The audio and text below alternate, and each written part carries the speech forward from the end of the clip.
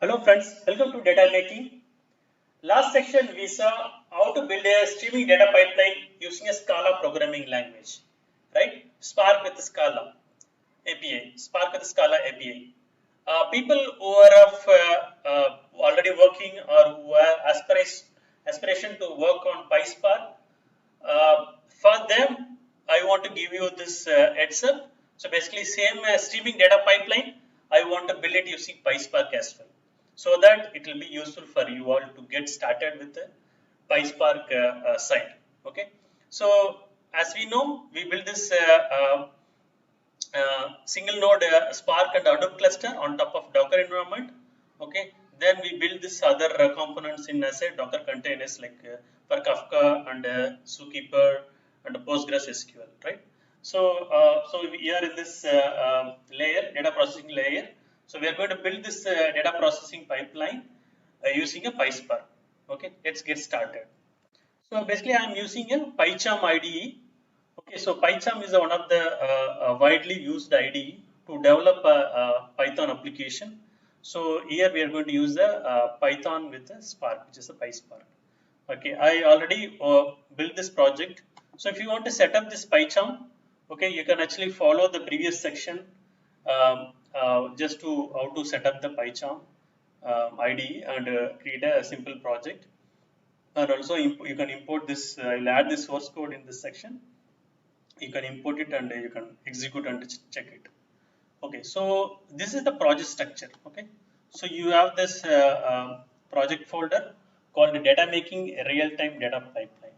Okay, and you have the Python program called same real-time streaming data pipeline.py. Okay, this is a program which contains all our code, data pipeline code. Okay, so let me maximize this and close this. Now we are ready to go. Okay, I will explain you line by line. Okay, to give you more details about this how to build a data pipeline, right?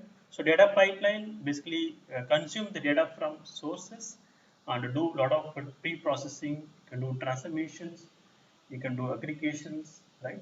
So in Spark you have something called transformation, something called action. So when you do transformation, you get a new object. So example, you are applying a transformation on RDD, you get a new RDD. When you apply a transformation on data frame, you get a new data frame. When you apply a transformation on data set, you get a new data set. You see, data set is available in Scala API. It is not available in Python API, just PySpark. So we work mostly on RDD and data frame. Okay. So if you want to learn more about Spark basics and other stuff, I encourage you to go through my YouTube channel, which is Data Making, and I have a lot of information, right? So for Spark Scala API, as well as PySpark API, I have a lot of information. You can actually go through this playlist to uh, you should get more knowledge on PySpark as well as Spark APIs. You can go through my YouTube channel to get more information about basic stuff as well as advanced stuff. Okay, as part of this project course, okay, so let us start with the streaming API. Okay, Spark structure streaming API. So we need to import set of packages to develop this pipeline. So one is a Spark session object, which is used to connect to the Spark cluster to submit our Spark code into Spark cluster as a physical plan, and then plan is get converted into job and stages and tasks. Finally, your actual business logic will be run on the cluster as a Spark task. Okay. So we need a Spark session object, and we need functions. So import all the functions from the function package. I'm using a star operator. So basically from PySpark.sql.function import star. Similarly, types importing, and also you can import a function as just give the name alias for it, and you can use it. So you can import these packages, and so what we are doing is so we are actually going to consume the data from this Kafka topic, right? So which is the topic as server event message. So the event message structure will be like this. I mentioned in the Kafka producer program, which is a simulator. So it has all this information, right? So basically, it has severity, the status severity level, okay, and with color code, and it has event timestamp and event the server type, from which server this event is coming from, either a telnet server, it is a web server, it's an app server, like that, and the country code, country name, it's coming this event is generated from Netherlands, Amsterdam, and what is the resolution time for this issue. Okay, so and other stuff, and the parameters right now we kept as empty for the future purpose. Okay, this is the message which is getting published to the Kafka top. So our pipeline is going to act as a consumer job. Okay, so it is going to consume, right? So we need actually the source information, which is a Kafka topic information. So we need to have a broker, Kafka broker IP address and port number. So this is the container IP address where our Kafka broker is running. The default port number 9082. And this is the then once we do the processing of our job, means the processing of our data, where we are going to store our data. So our raw data, processed raw data, we are going to store it on local storage or HDFS, and processed data or aggregate data will be stored on the Postgres RDBMS database. So this is the Postgres SQL database details: IP address, port number, username, password, and what is the database name, event message data DB, event underscore message underscore DB is the database name. And this is a driver. You need to use it in the Postgres when you want to connect to the Postgres database. So as I told you, so we want to get the data from Kafka and write it into Postgres. So we need a connector for both talking to the both source and target. We need a connector. For Kafka connector, there are a set of jars we need it. You can pick it from these URLs. I will share the code as well as the link. You can take it. And I'll also probably give it anyway. I will show you the where we need to add the jars name.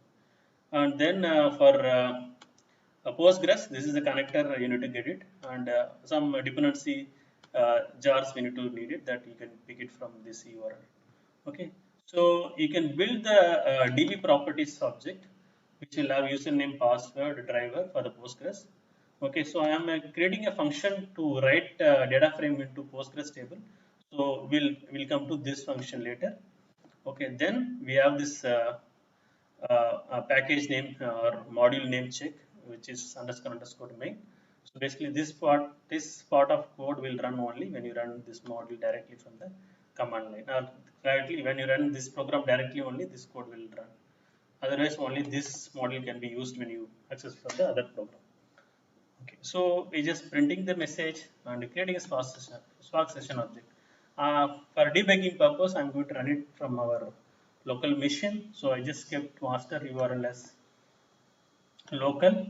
So there are multiple mode of or way of you can execute your Spark job. One is local mode, another is yarn mode, where you can use the cluster manager as yarn, and the other one is the Spark standalone cluster manager, which is ideally Spark colon slash slash the IP address of the Spark master and colon 7077. So just to test it on our local, we are using local. Star is nothing but a multiple process. We want to create a multiple process. And then these are the four properties very important to connect to the source and target. So you need to specify your connector jars here. Okay, so when you want to spark.jars, okay, in this property you need to set this jars.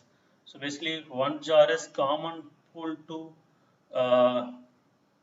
dot 2 dot hyphen 2 dot 8 dot 1 dot jar, and this is the dependency jar for Kafka, and this is the Postgres JDBC jar we need to use. Postgres SQL PostgreSQL hyphen 42.2.16.jar, and another jar name is Spark SQL Spark hyphen SQL hyphen Kafka hyphen 0 hyphen 10 underscore 2.12 hyphen 0.3.01. This is a jar for Spark Scala connector, and similarly Scala client jar we need to use, and there is one more jar which is Spark streaming Scala jar. assembly jar. Okay, these are the 1, 2, 3, 4, 5 jars. These are the 5 jars is must to run this program.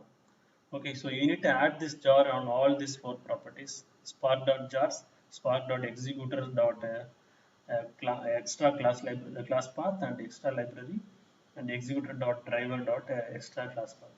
So we know Spark is a master slave architecture. So this jar has to be there in master node as well as the slave nodes. So that's why we are adding this. And using the create dot create method will give you the Spark session object.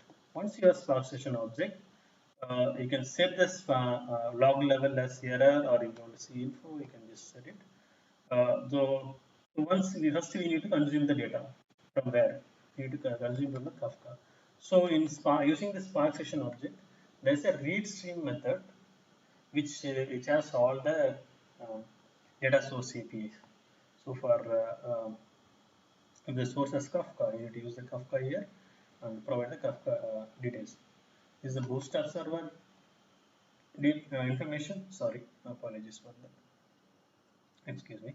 And you need to provide the subscribe property with the topic name and starting offset with this latest, which is nothing but we are going to consume the latest message from the topic, and dot load, which will give you the unbounded stream data frame, which is nothing but an event message details df. So this data frame structure will have key and value. The entire JSON message, string message will be in value column, and you'll have topic, partition, timestamp. There are many columns will be there in data frame. Okay, so we are interested on the value column because that will have the message which is consumed from the Kafka topic. So if you want to parse that message, because that will coming as a string message, right? You need to parse it. You need to actually need a schema for that message. So you need to define that schema. You can define a schema using a struct type class.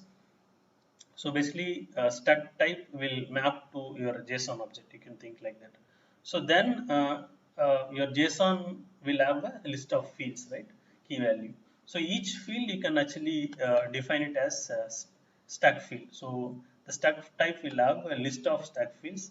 Each field refers to the one field in your JSON object structure.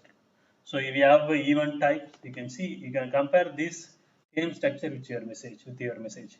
So we have event ID, we have event server status, color code, color name, and severity level, and event timestamp. All these columns you need to define. So what are the data types? We have event. Basically, this is coming as string only when I send it from here. So I'll just put this also string type. So and then severity level string, all this string, and resolution time I'm just string integer. So I'm just putting this integer, remaining all string only. So you define a schema for your JSON message.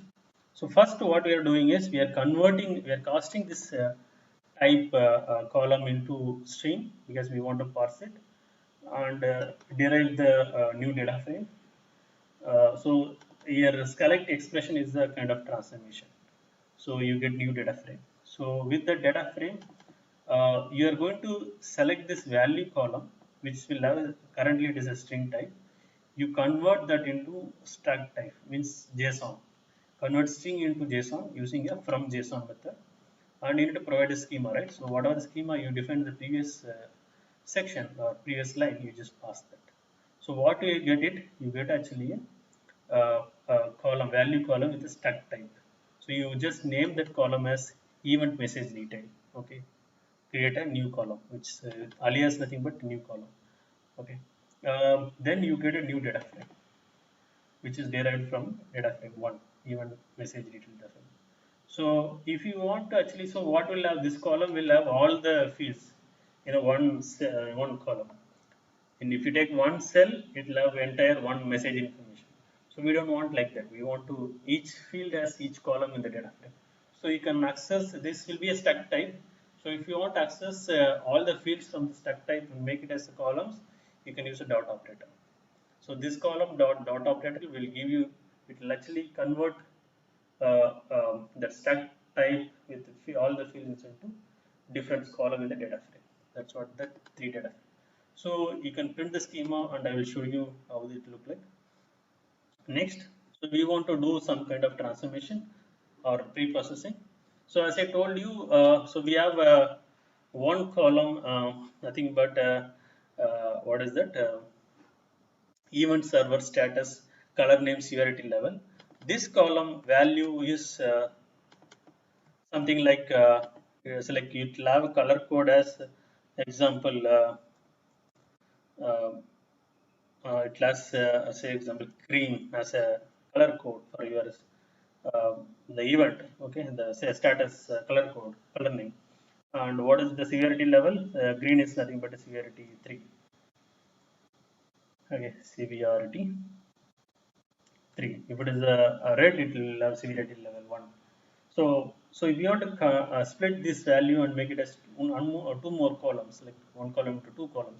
So you consider this column as a color name and this column severity level. So you need to use the split method and pass that column and split it. First position will be your color name and second position will be severity level. So you want to make this into different columns, right? So if you want to create a new column with the existing column, you have to use the with column function. So the data frame 3, which is derived with the previous section, dot with column of, you actually split this column into two columns. One column is column name and severity level, and also I'm creating one more column called event message count. I'm just assigning each messages at this level, like every 1 second one message is coming, just applying the counter so that for counting it will be easy for me to do. So I'm assigning counter 1. So this is the kind of pre-processed raw data. I just want to keep it in the server. Okay. So for now I will put this data into HDFS. I will write into local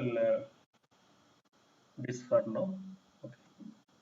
Okay. Later I will show you when you run it on cluster. We'll see as writing into HDFS. Okay. So this message will be written into local system. So I will take this path, this data path I will write. So if you want to write it in local, you need to write file // this is for data.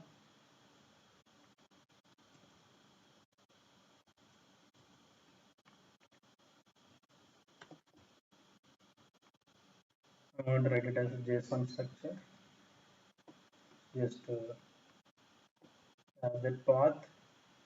So once this is ready, okay, so I'm going to have this one more path for the checkpointing.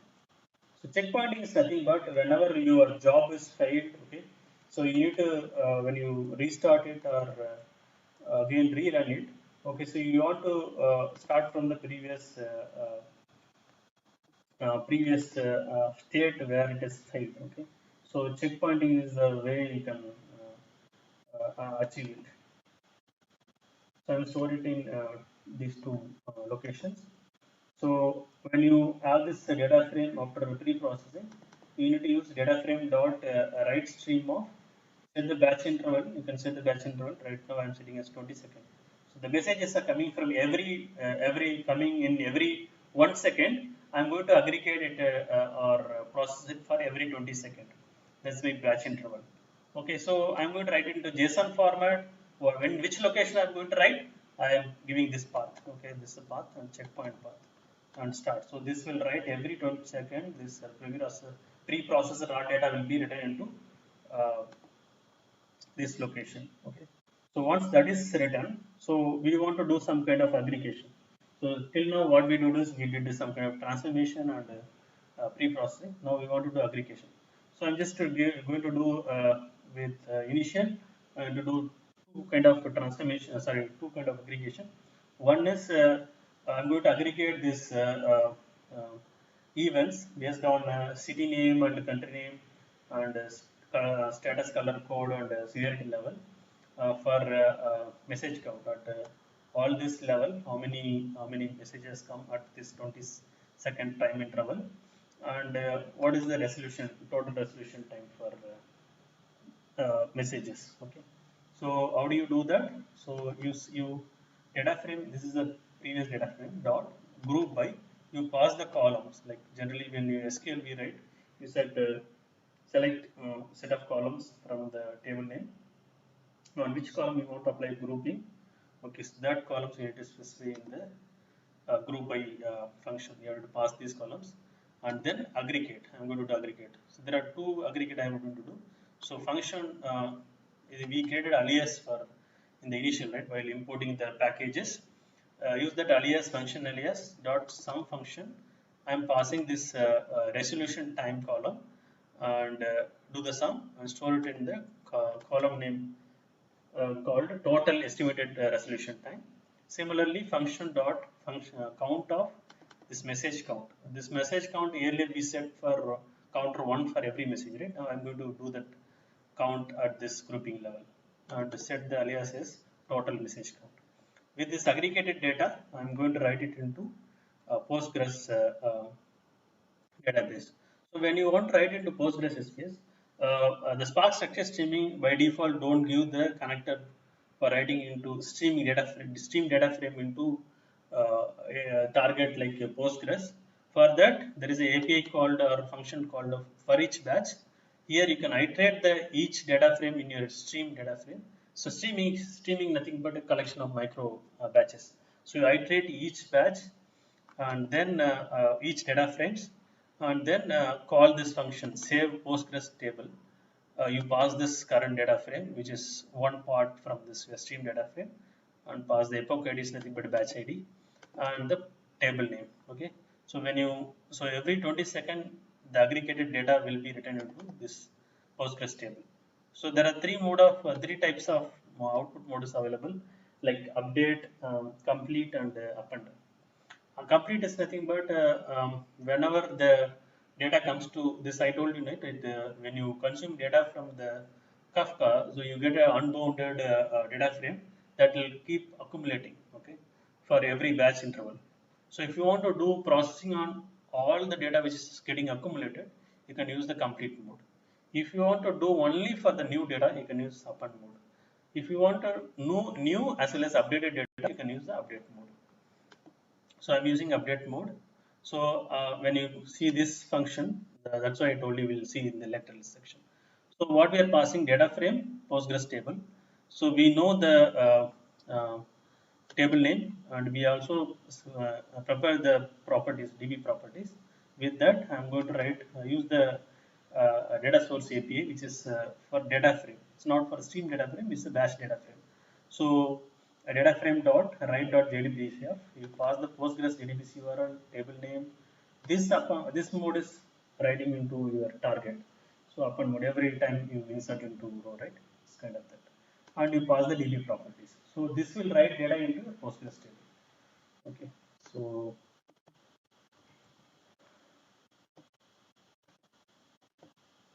okay. So once you write your data, aggregated data into Postgres, for debugging purpose, I am also writing both pre-processed raw data as well as aggregated data frame in console for the debugging purpose.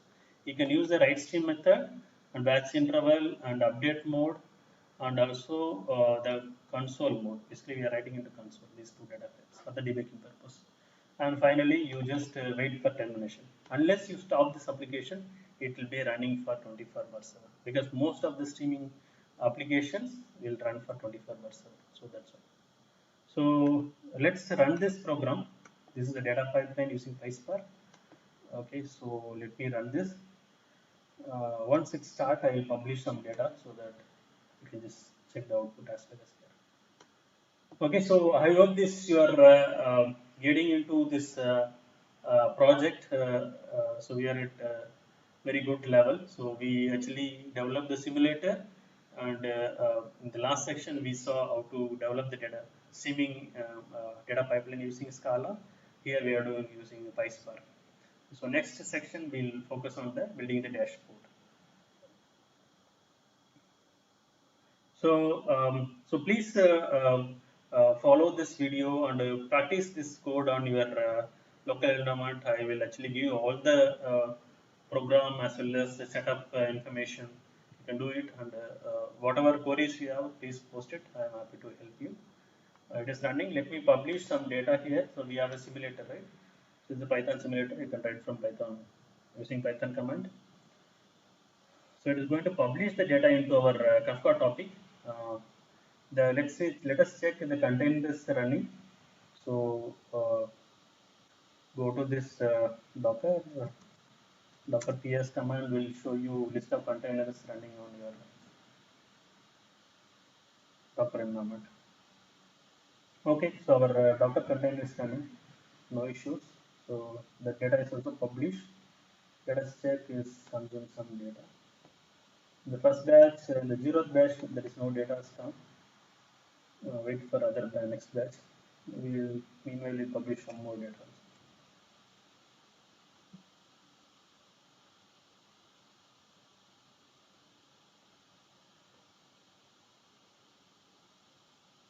Okay, so if you want to get more information, just to iterating it again, if you want to get more information about Spark and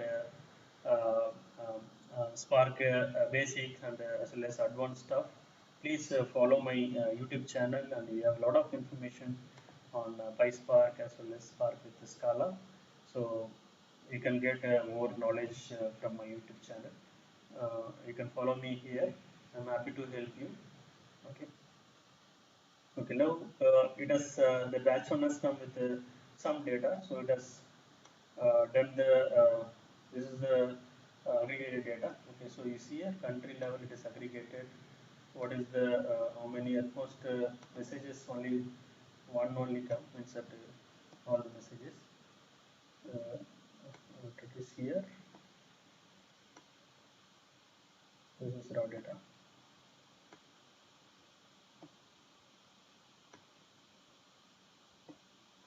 We'll publish some more message.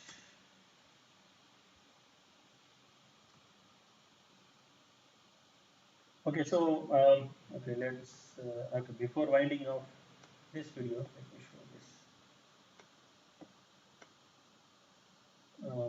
Here also almost here New Zealand only one,